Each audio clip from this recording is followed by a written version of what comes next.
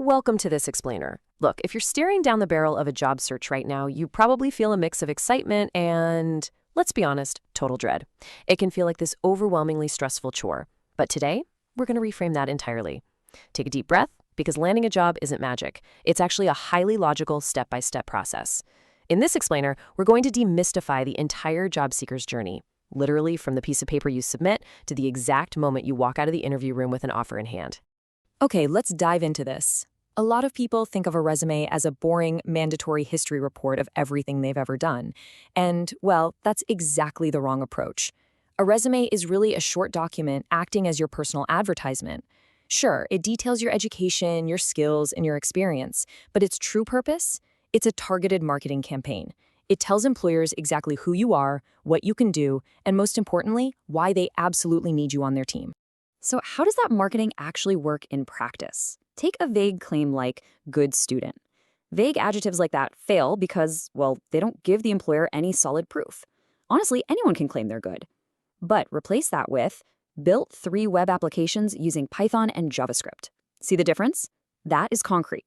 When you use specific achievements and technologies, you immediately prove your worth. You're no longer just asking for a job, you're presenting undeniable value. Here is our roadmap for today. Number 1, your personal advertisement. 2, resume versus CV. 3, mastering the interview. 4, avoiding common mistakes. And 5, the STAR formula. Section 1, your personal advertisements. Let's talk about marketing your abilities. Now, when building that advertisement, it's definitely not a one-size-fits-all situation. You basically have 3 main options. The chronological resume is the most common, and it's perfect if you have a clear, straightforward career path. Oh, and here's a massive insider pro tip. Always use reverse chronological order. Put your latest, most recent experience first. Next up is the functional resume.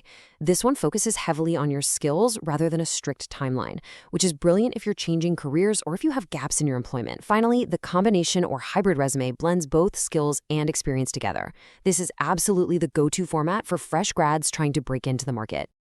But listen, no matter which format you choose, there are some really strict formatting rules you've got to follow. Keep it to 1 or 2 pages max. Use clean, professional fonts like Arial, Calibri, or Times New Roman. Size right around 10 to 12. Use bullet points so it's super easy to skim. And please, pay close attention to this next part because these are immediate deal breakers. Never, ever include personal details like your age, your weight, or your marital status. Those are huge missteps that can instantly disqualify you. Moving right along to Section 2, resume versus CV. Which one do you actually need?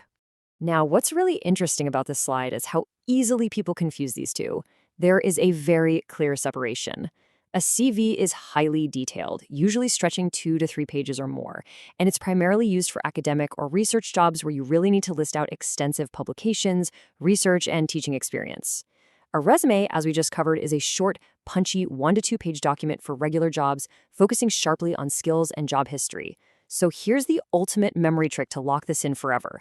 Think of CV as the complete version and resume as the reduced version. Remember that and you'll literally never mix them up again. All right, Section 3, mastering the interview. Getting into the room. Congratulations! Your paper handshake worked and you've been invited into the room. At its core, an interview is simply a formal meeting to exchange info and evaluate qualifications. But the landscape of interview types is huge, and you need to be ready for all of them. You might kick things off with a screening interview, which is basically just to weed out unsuitable candidates. Then you've got follow-up and phone interviews. Deeper in, you'll hit the selection interview. Notice the crazy variety here, though. You might end up facing a formal search committee where it's you against a panel, a group interview with other candidates, or even a lunch or dinner interview where you're being evaluated in a much more casual, informal setting. Once you are actually in the interview, pay very close attention to the style because it completely changes the power dynamic in the room. In a directive interview, the interviewer is totally in control. It's rigid, they ask a question, you give an answer. But in a non-directive interview, you, the candidate, actually control the flow. It's way more conversational, which gives you this incredible freedom to naturally steer the dialogue right toward your strongest achievements. But wait. What happens if the interviewer seems harsh or unyielding or just overly aggressive? Do not panic. You might simply be sitting in a stress interview. This is a very specific tactic where the interviewer intentionally creates pressure. Honestly, they aren't doing this just to be cruel. They want to check your emotional control. So if this happens, take a deep breath, stay calm, and just remind yourself that it's a test designed to see how you regulate your emotions under fire. Section 4. Avoiding common mistakes. Watch out for these common pitfalls. Okay, here is a rapid-fire list of critical blunders you absolutely have to avoid. Arriving late, instant strike.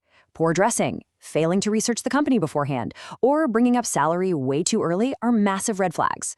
Oh, and never criticize your previous boss. It just makes you look like someone who is difficult to work with. And here's a very specific one. Do not look at your watch repeatedly. Doing that literally screams impatience and visually tells the interviewer you'd rather be anywhere else. Instead of making those mistakes, let's put you in the driver's seat of your own preparation. You need to arrive early. You absolutely must carry physical copies of your resume.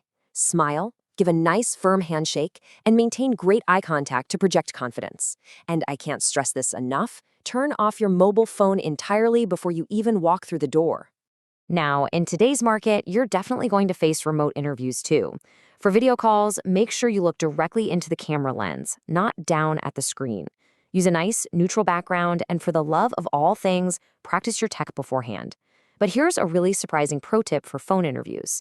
Stand up while you're speaking. Seriously, standing actually opens up your diaphragm and dramatically improves how confident and clear you sound over the phone. And finally, Section 5, the STAR formula. Tackling behavioral questions. All right, this brings us to the ultimate cheat code, and frankly, the most crucial part of this entire explainer: how to confidently answer those terrifying behavioral questions. Picture this. You're sitting in the chair, the interviewer looks right at you and says, "Tell me about a time when you handled conflict in a team." This is probing your past behavior to predict your future performance. If you were sitting there right now, how would you handle that on the spot? Most people totally freeze up, or they start rambling aimlessly. Let's fix that right now. Enter the highly memorable STAR formula.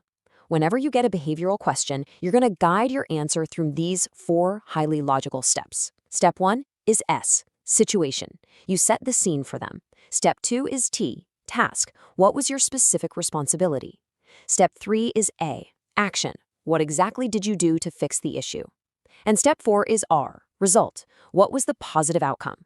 If you follow this, it constructs a perfect narrative-driven answer every single time. And this brilliantly illustrates what that looks like in practice. Situation: a team project was heavily delayed. Task: we needed to get the project completed on time.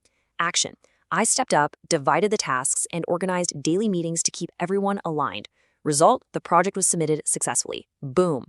Notice how clean that is? You just turned a super stressful, delayed project into a highly compelling success story that proves your leadership.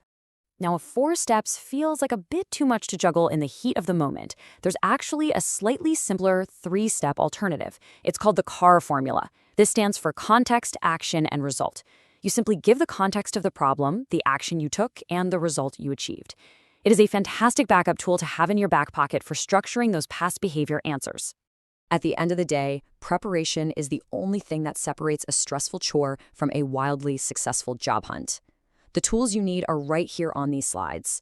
So next time an interviewer looks at you and asks, "Tell me about a time you solved a problem," what is your STAR answer going to be? I challenge you to map out your own STAR story today, literally right now. Write it down, practice it out loud, and you will be absolutely ready to seal the deal tomorrow. Thank you so much for diving into this explainer with me, and hey, good luck out there on your journey.